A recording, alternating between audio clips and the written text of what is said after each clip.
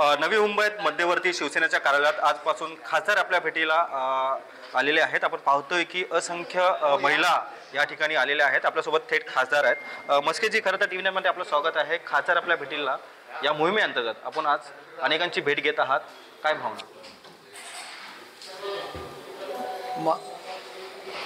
खासदार हा संपूर्णपणे लोकसभा एरियाकरता असतो। मध्यंतरीच्या काळामध्ये लोकसभा अधिवेशन, सातत्याने होणारं बजेट अधिवेशन असेल, इतर समित्यांच्या बैठका असतील, त्यामुळे जो काही उरलेला वेळ असतो तो मी ठाण्याच्या कार्यालयात बसायचो।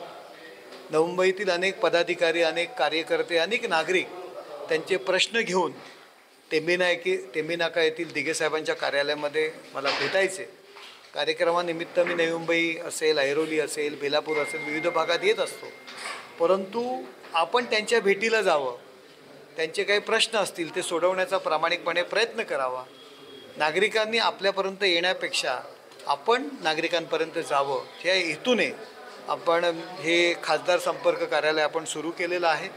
आणि इथे महिन्यातनं एकदा असेल, 15 दिवसातनं एकदा असेल, अधिवेशन नसेल त्यावेळी इथे येऊन लोकांना प्रत्यक्ष इथे भेटून त्यांचे काही महानगरपालिका स्तरावर प्रश्न असतील, MIDCच्या संदर्भात असतील, सिडकोच्या संदर्भात असतील, तो सोडवण्याचा प्रामाणिकपणे प्रयत्न करणं, कार्यकर्त्यांना भेटणं हा याच्या मागचा उद्देश आहे। खरं तर आपण पाहतो की पालकमंत्री व तसे आमदार गणेश नाईक यांच्या मतदारसंघातील किंवा गणेश नाईक ज्या ठिकाणी राहतात तेथील असंख्य लोक या ठिकाणी आपल्या समस्या घेऊन आलेल्या आहेत। आपण काहींची भेट देखील घेतलेली आहे, त्याकडे कसं पाहता?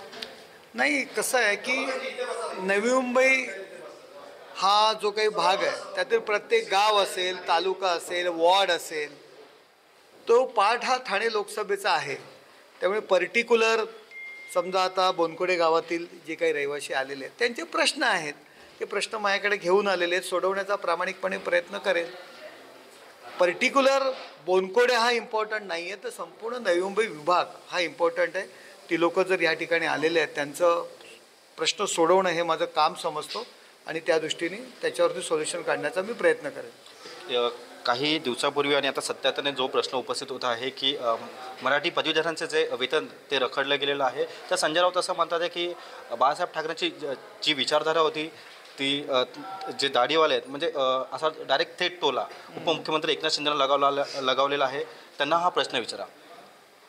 अहो, संजय राऊतांनी माहिती घ्यावी, ज्या मुंबई महापालिकेवरती सत्ता होती त्यांनी तो ठराव 2018 साली त्या सत्तेमध्ये असताना त्यांची वेतनवाढ रद्द करावी अशा पद्धतीचा ठराव करून नगरविकास खात्याला पाठवलेला आहे। आणि त्यानंतर 2021 साली तो निर्णय घेतलेला आहे ती वेतनवाढ रद्द करण्याचा। झोपले होते का ते? या उलट आत्तापर्यंत या 2000 म्हणजे आता जे काही 25 आहे तोपर्यंत ठाणे महानगरपालिका ही वेतनवाढ देते। आणि जर प्रशासनाने ज्या मुंबई महापालिकेने केलेल्या ठरावानुसार जर वेतनवाढ रद्द केली असेल तर त्या संदर्भात मी आजच आयुक्तांना पत्र दिलेलं आहे। पण संजय राऊत झोपलेले आहेत। ज्या मुंबई महापालिकेचा फक्त मलिदा खात होते त्या मुंबई महापालिकेच्या महापौर असेल, त्यांच्या स्टँडिंग कमिटी चेअरमन असेल, 2018ला त्यांनी ही वेतनवाढ रद्द करण्याचा ठराव ज्यावेळी लोकप्रतिनिधी होते तो त्यांनी केलेला आहे। झोपलेले आहेत, त्यांनी जरा तो ठरावाची कॉपी पाहावी। आणि 2021ला शासनाने तो निर्णय केलेला वेतनवाढ रद्द करण्याची।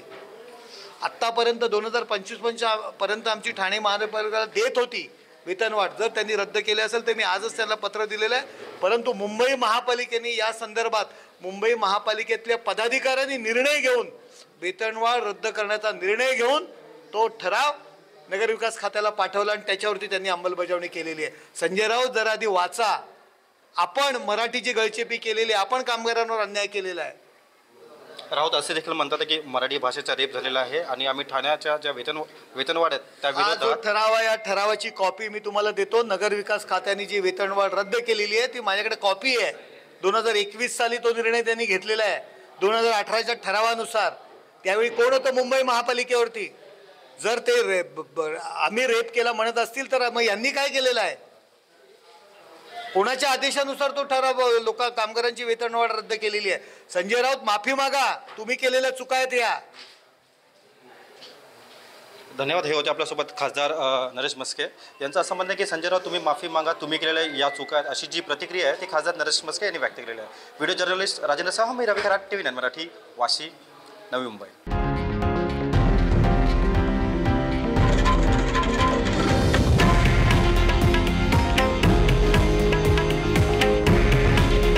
हे आहे देशातील नंबर 1 न्यूज नेटवर्क आणि आपण पाहत आहात TV9 मराठी. काळजी तुमची, हित महाराष्ट्राचं.